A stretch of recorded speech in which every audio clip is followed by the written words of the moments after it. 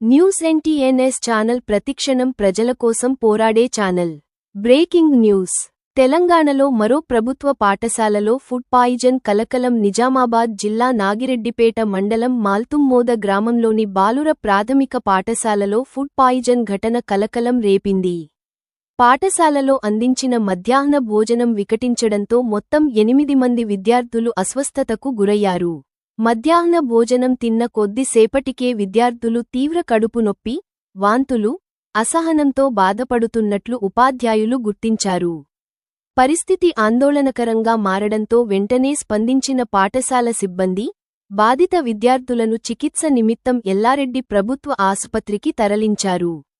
ప్రస్తుతం విద్యార్థులు వైద్యుల పర్యవేక్షణలో చికిత్స పొందుతున్నారని, వారి ఆరోగ్య పరిస్థితి స్థిరంగా ఉందని వైద్య వర్గాలు తెలిపాయి. అయితే వరుసగా ప్రభుత్వ పాఠశాలల్లో ఇలాంటి ఘటనలు చోటుచేసుకోవడంతో మధ్యాహ్న భోజన పథకం నాణ్యతపై తీవ్ర సందేహాలు వ్యక్తమవుతున్నాయి. ఈ ఘటనపై సంబంధిత అధికారులు విచారణ చేపట్టాలని, భోజన తయారీ విధానం, ముడి సరుకుల నాణ్యతను తక్షణమే పరిశీలించాలని తల్లిదండ్రులు, గ్రామస్తులు డిమాండ్ చేస్తున్నారు. నిర్లక్ష్యానికి పాల్పడిన వారిపై కఠిన చర్యలు తీసుకోవాలని కోరుతున్నారు.